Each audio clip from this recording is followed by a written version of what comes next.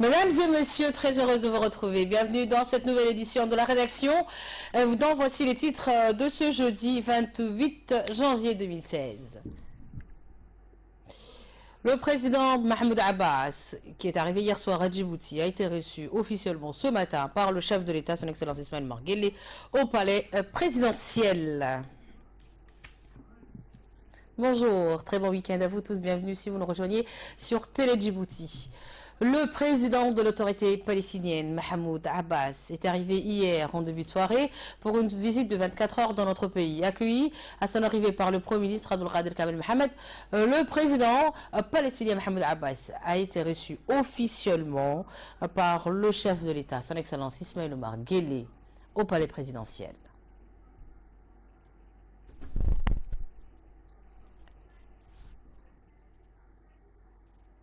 Rappelons que le président Mahmoud Abbas est à sa deuxième visite en terre djiboutienne, la première remontant en 2010.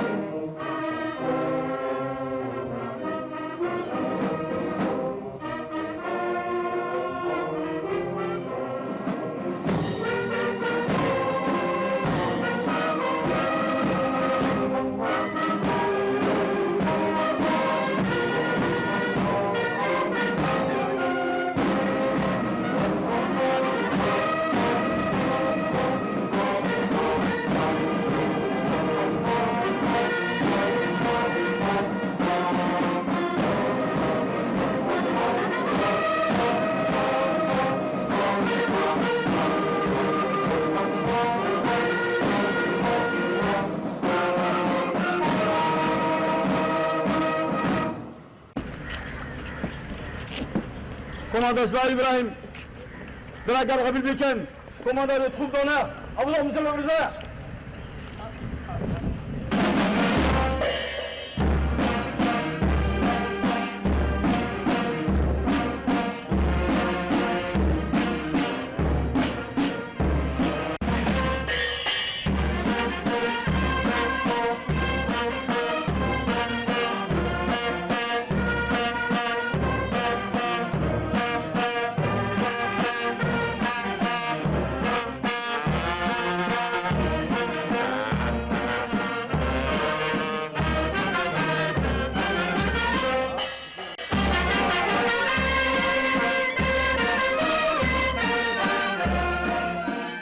Donc, à son arrivée au palais présidentiel ce matin, le président Mahmoud Abbas a été accueilli par le chef de l'État, son Excellence Ismaël Omar Guelleh, et par un piquet d'honneur agrémenté par des hymnes nationaux de deux pays frères.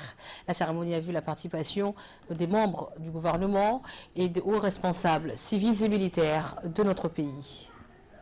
M. Mahmoud Abbas a salué à cette occasion le Premier ministre, les membres du gouvernement, le président de l'Assemblée nationale et le haut responsable de notre pays.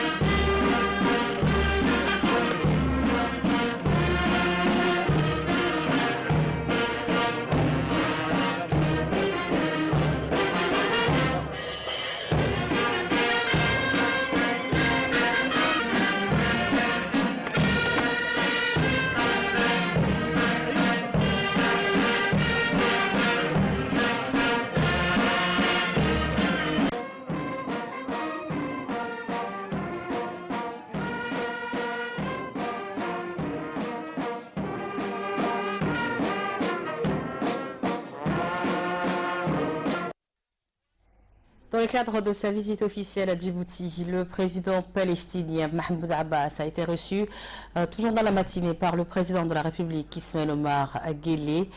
Une réunion de tête-à-tête a eu lieu au palais présidentiel, au cours de laquelle les deux dirigeants ont passé en revue plusieurs questions relatives à la situation palestinienne préoccupante dans les territoires occupés, telles que l'escalade en Cisjordanie et la situation humanitaire alarmante à Gaza due au blocus.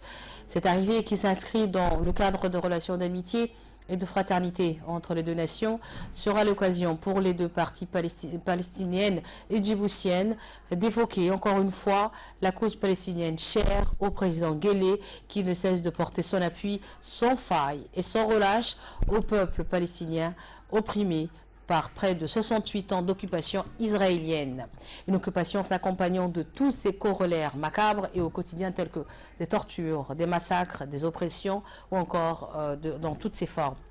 Pour l'heure, les discussions entre les deux leaders, Mahmoud Abbas et Ismaël Omar Guelleh, porteront surtout sur les voies et moyens d'accéder pour le peuple palestinien à un État à part entière, souverain et indépendant, mais aussi sur les négociations de paix qui restent sans issue jusqu'à ce jour. Rappelons que le président Guelleh ne manque aucune occasion, lors de ses discours dans les grandes instances internationales, d'évoquer la cause palestinienne, le peuple palestinien, pour qu'ils puissent obtenir leurs droits inaliénable. Cette visite du président Mahmoud Abbas sera également l'occasion d'ouvrir l'ambassade de la Palestine à Djibouti. L'inauguration de cette chancellerie à Haramouz, dont la pose de la première pierre a été effectuée en 2010 pour M. Abbas, permettra de renforcer encore plus les relations entre les deux pays qui ne cessent de renforcer davantage.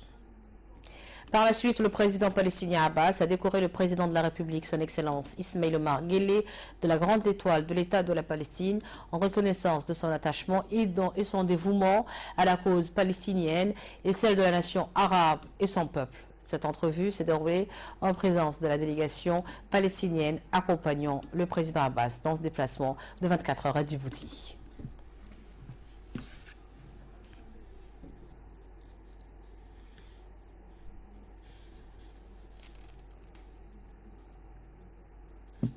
Donc après la réunion de huis clos avec le président de la République, son Excellence Ismaïl Omar Guelleh, le président de la Palestine, Mahmoud Abbas, s'est rendu à l'Assemblée nationale où il a été accueilli à son arrivée par le président de l'Assemblée nationale, Mohamed Ali Houmed, et un piquet d'honneur érigé à cette occasion. L'accueil s'est déroulé en présence du Premier ministre Abdelkader Kamel Mohamed, des parlementaires ainsi que les hauts cadres et responsables civils et militaires du pays.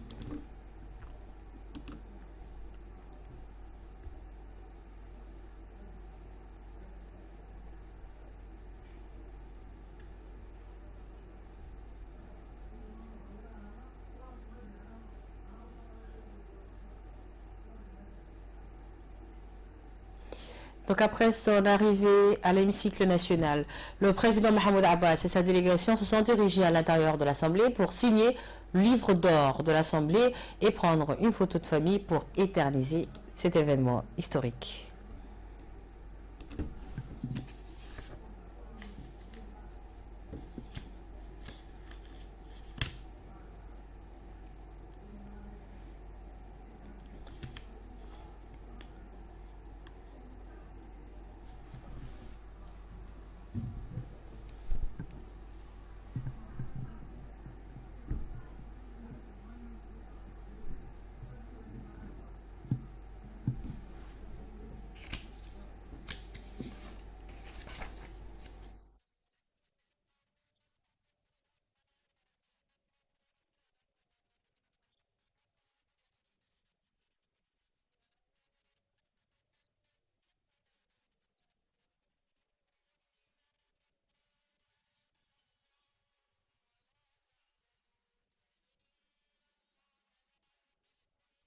Ont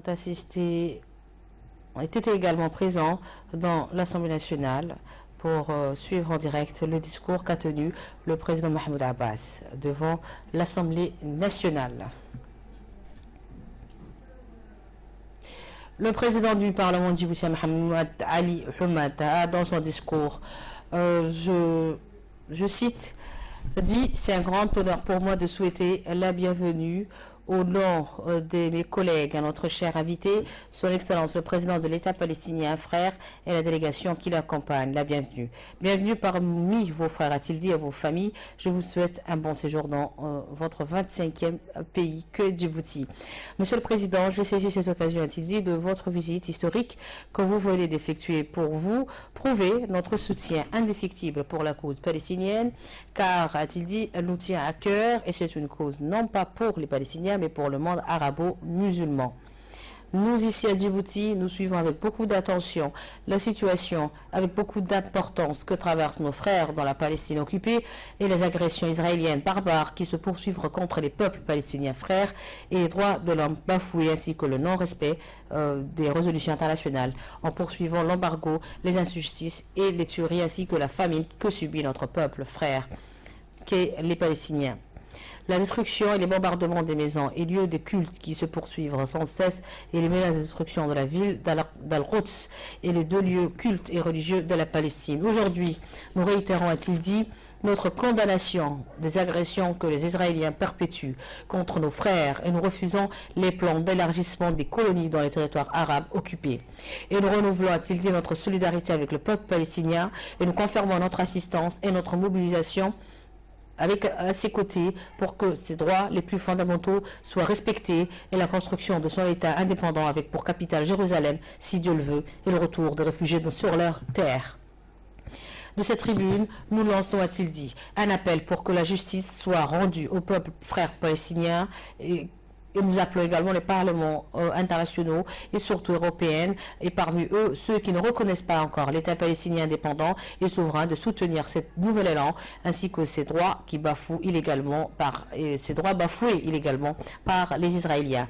Nous appelons aussi toutes les factions palestiniennes de rassembler leurs efforts pour la réalisation de la réconciliation et l'unité nationale pour faire face aux défis actuels dans une même direction pour rendre les droits et la vie au peuple palestinien frère. Et enfin, nous renouvelons notre soutien, a-t-il dit, et solidarité, Monsieur le Président, et nous demandons, a-t-il dit, au Tout-Puissant de nous accorder la force pour défendre le peuple palestinien.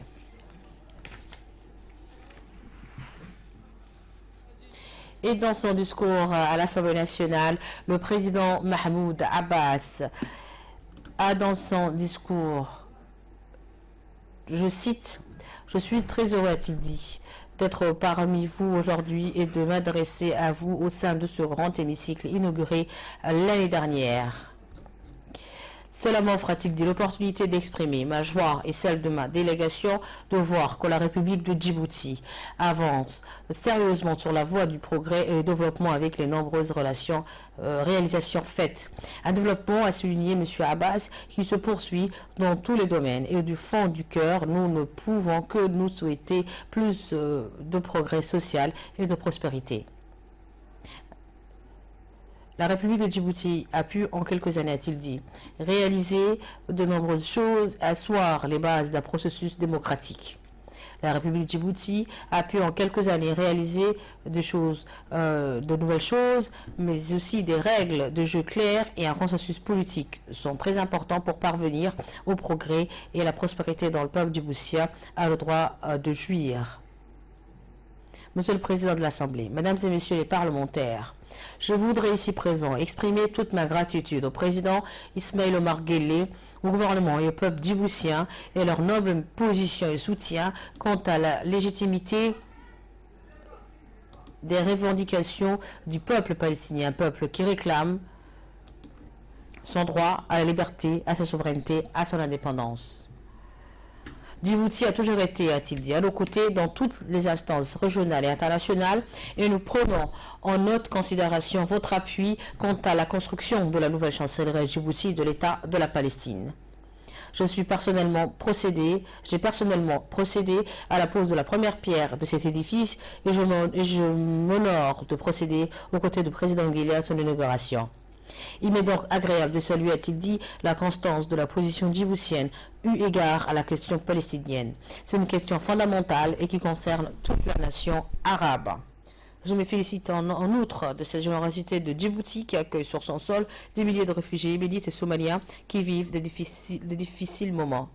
Je me réjouis enfin de la sage politique menée par le président Guelleh pour asseoir la paix et la stabilité dans la sous-région. Et après avoir quitté l'Assemblée nationale, le président de l'État de la Palestine, Mahmoud Abbas, a procédé à la coupure du ruban de la nouvelle ambassade de l'État du Palestine. À son arrivée, il a été accueilli par les membres du gouvernement, les Palestiniens, les corps diplomatiques accrédités en République de Djibouti. Ensuite, le président de l'État de Palestine, Mahmoud Abbas, accompagné toujours du Premier ministre Abdelkader Kamel Mohamed, ont procédé à la coupure officielle du ruban en présence des membres du gouvernement, des organisations nationales et internationales. Ils ont ensuite visité les différents locaux de l'ambassade de l'État palestinienne.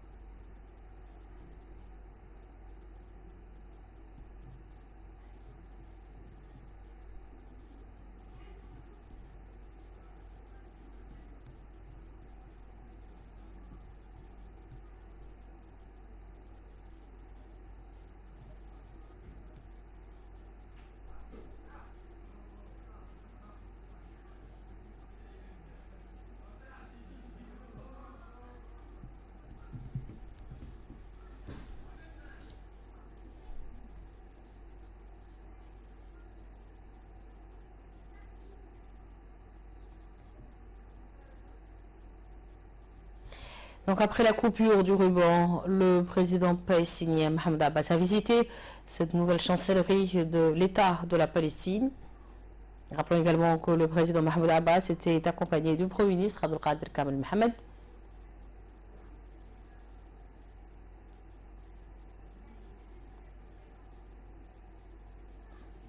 Mais également de l'ambassadeur de la Palestine à Djibouti, Kamel Ghazaz. Les membres du gouvernement également ont assisté à cette coupure du ruban. L'organisation internationale présente dans notre pays également ont assisté à cette coupure du ruban.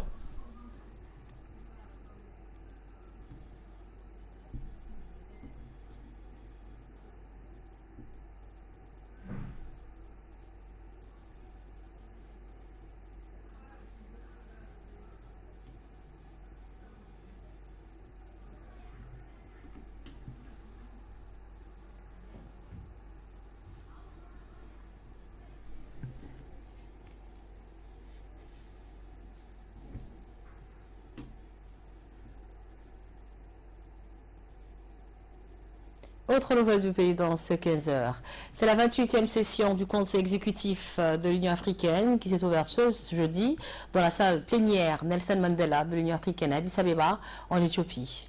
Le ministre des Affaires étrangères et de la coopération internationale, Mahmoud Ali Youssouf, ainsi que la délégation qu'il conduit, a pris part à cette 28e session. Le conseil exécutif qui se tient en prélude du sommet qui s'ouvrira le 30 janvier prochain, c'est-à-dire samedi prochain, dans la capitale éthiopienne, a pour ordre du jour d'examiner un certain nombre des points entre le rapport annuel de la Commission de l'Union africaine, le rapport du comité des représentants permanents, ainsi que le rapport intérimaire sur la Cour pénale internationale. Notons que cette session va également procéder à l'élection des 15 membres du Conseil de paix et de sécurité de l'Union africaine. Rappelons également que notre pays est candidat pour un mandat de 3 ans dans ce Conseil après avoir servi ce dernier 2 fois de suite, et ce pour 2 mandats de 2 ans chacun. Toujours dans l'actualité nationale de cette édition du 15h, c'est le ministre de l'Éducation nationale et de la formation professionnelle, Dr Jama El-Mouki, qui poursuit toujours sa tournée dans la région de l'intérieur du pays. Donc après le sud et le nord, c'est dans la région de Bok qu'il a clôturé sa tournée de rencontre avec les enseignants dans la région autour d'Indogénie. Le ministre a été accueilli chaleureusement à son arrivée par les enseignants à la plage Hugef pour prendre part au déjeuner aux côtés des enseignants de la région. Cette visite du ministre s'inscrit dans une série de rencontres que le ministre de l'Éducation nationale et de la formation professionnelle, Dr Jama El-Mouki, compte mener dans la région du pays pour aller à la rencontre de la famille éducative.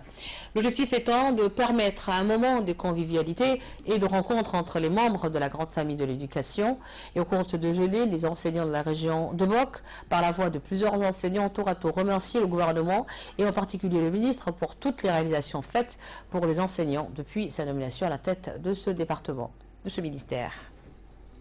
Les futurs patriotes, les futurs responsables, les futurs présidents, les futurs ministres, les futurs cadres, que ce soit de l'armée, que ce soit de n'importe quel département, des ministériels. De son côté, le ministre de l'Éducation nationale et de la formation professionnelle, Dr Jama El-Mouki, au cours de son discours, a saisi et félicité les enseignants de cette région de Bok. Je vous propose de l'écouter. C'est un plaisir pour moi aujourd'hui d'être ici parmi vous. C'était une promesse dans laquelle je devais tenir. Il y avait la tournée lors de la journée mondiale de l'enseignant. Les promesses dans les autres régions ont été tenues, ma visite a été faite, et aujourd'hui, la dernière région était au Bok, et c'est un réel plaisir de pouvoir partager ce déjeuner avec vous, mais aussi d'entendre vos doléances. L'enseignant, vous le savez tous, ce qu'il représente et ce qu'il est lorsque c'est un bon enseignant, lorsque c'est un enseignant sérieux, éveillé. Un jour, vous étiez élève, et vous avez eu des enseignants qui ont travaillé d'arrache-pied pour que vous aussi, vous puissiez avoir cette intelligence, avoir ces connaissances. Et aujourd'hui, c'est à votre tour de pouvoir donner ce que vous étiez donné auparavant. Sachez que chaque fois, le futur sera moins radieux que le passé. Et moi, alhamdoulilah, le temps que je suis là, je pense que nous sommes ensemble déjà 3 ans. le département de l'éducation nationale, sous les instructions du président de la République, nous avions fait en sorte que plusieurs mesures puissent voir le jour. Ces mesures ont été tirées des recommandations des enseignants et des réflexions qui ont été faites. Mais les mesures étaient de manière globale sur tout le territoire. Vous savez bien vous-même les actions qui ont été entreprises. Vous savez mieux que quiconque, je ne m'attarderai pas à les énumérer. Néanmoins, ces mesures ne seront pas les dernières. Toujours à Boc, donc, après avoir pris part au déjeuner aux côtés des enseignants de cette ville de Boc, de cette région de Boc, le ministre, accompagné du préfet et du président du conseil régional, s'est rendu à l'inspection de la ville de Boc pour procéder à la distribution des vivres au personnel éducatif. Ces vivres composés de sacs de riz, d'huile, des dattes, des sucres et des bidons d'huile ont été distribués aux gardiens, aux femmes de ménage et aux cantinières des établissements scolaires de cette région de Hayou. Cette distribution s'inscrit dans une série de gestes que le ministre de l'Éducation nationale, Dr Jamel Mouaki, compte apporter au personnel du MENFOP pour les soulager des achats des produits de première nécessité. On prépare à ces distributions aux côtés du ministre de l'Éducation, le préfet de la ville, le président du conseil régional ainsi que le haut cadre du ministère de l'Éducation nationale et de la formation professionnelle. Et en nouvelle du monde, en Afrique du Sud pour commencer, 2 compagnons de lutte et ex-détenus du grand leader Nelson Mandela ont reçu hier à Londres le prix Freedom, le prix de la liberté décerné par la ville de Londres. Idriss Adota nous en dit plus. J'étais de mon côté avec d'autres prisonniers politiques des races blanches. Nos conditions de détention étaient bien meilleures, mais ce n'était rien comparé à la haine quotidienne qu'exprimaient nos gardiens, a indiqué Dennis Goldberg. La nation arc-en-ciel garantit aujourd'hui une égalité des droits à tous les citoyens sans distinction des races, une bonne base pour un avenir meilleur selon la jeune génération. Il y a encore beaucoup à faire, mais je suis optimiste. La jeunesse sud-africaine croit en l'avenir de notre pays et veut prendre part à la vie politique. Je suis plein d'espoir, a déclaré Winnie Mandela, petite fille de l'ancien dirigeant sud-africain.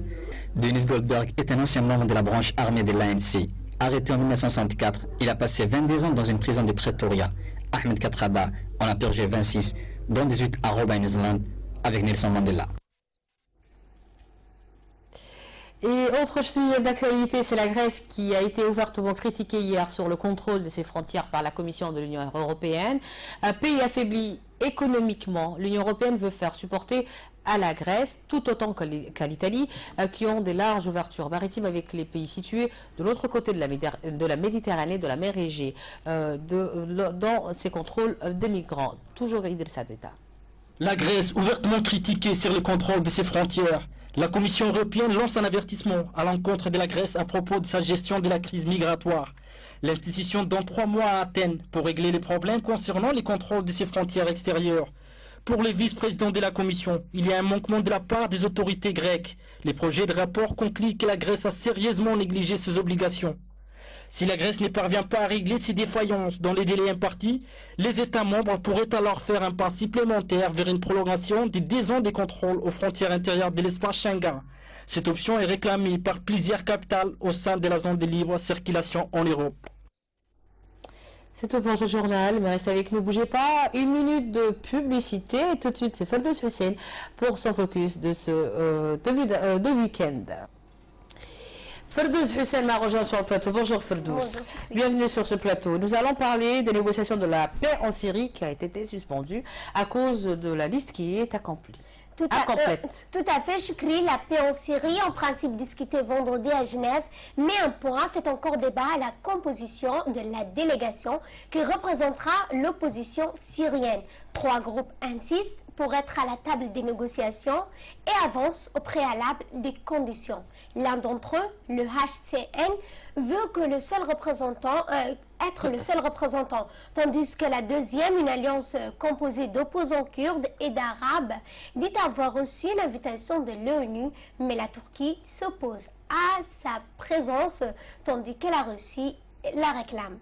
Les négociations doivent porter sur une feuille de route qui prévoit un cessez-le-feu, le gouvernement de transition dans les 6 mois et des élections dans les 18 prochains mois. L'opposition exige pour cela le départ de Bachar al-Assad, une des conditions à une transition politique en Syrie. Et en Espagne, Ferdous, 9 personnes soupçonnées d'avoir été recrutées par le PKK de la Turquie. Tout à fait. Interpellés hier, 8 Espagnols et un Turc sont accusés d'appartenance à une organisation criminelle et collaborent avec une organisation terroriste, en l'occurrence le Parti des travailleurs du Kurdistan. Selon la presse espagnole, cette opération pourrait être liée aux arrestations récentes de 2 jeunes à leur retour en Espagne en provenance notamment de la Syrie, où ils ont combattu au rang de milices kurdes contre le groupe État islamique. Le PKK Choukri est considéré pour l'instant dans l'Union européenne comme étant une organisation terroriste depuis 2011. Et pour finir, Choukri, nous allons parler santé. Le matin, on parle tout le temps de Zika, cette grippe qui fait rage. C'est vu en Amérique latine et qui est arrivée même en Europe. En Brésil et partout. Cet après-midi, nous allons parler d'autres grippes. Et cette fois, c'est en Ukraine que ça se passe. La vague grippale mortelle en Ukraine, l'Ukraine est frappée par une vague de grippe particulièrement agressive. 122 morts depuis le début de l'épidémie et parmi eux, un nombre encore incertain de cas de grippe porcine. Sur l'ensemble des personnes infectées, difficile pour l'instant de dire combien de cas relèvent de la grippe porcine, une souche de maladie qui peut s'avérer très dangereuse selon les spécialistes des maladies infectieuses. Pour arrêter le développement de la grippe, les établissements scolaires ont été fermés, les écoles de Kiev ne fonctionnent plus depuis plus de 2 semaines et pourrait recouvrir au début de février, seulement si le virus perd de sa virulence. L'est du pays est aussi durement touché par cette épidémie, notamment dans la région de Donetsk, où les combats ont toujours lieu. Les autorités ont interdit même un certain nombre de rassemblements. Mais bien entendu, le plus efficace reste toujours de se faire vacciner. Bien sûr. Merci Ferdous pour ces précisions dans ce focus. Je te souhaite un très bon week-end, Ferdous. Merci à vous, Sam. Merci également à vous de nous avoir suivis. C'est toujours un plaisir de vous retrouver sur Télé Djibouti. Restez avec nous, d'autres informations à venir, bien sûr. Je remercie au passage toutes les équipes techniques et rédactionnelles qui ont réalisé ce bulletin d'information. À très vite, Inch'Allah. Bye bye.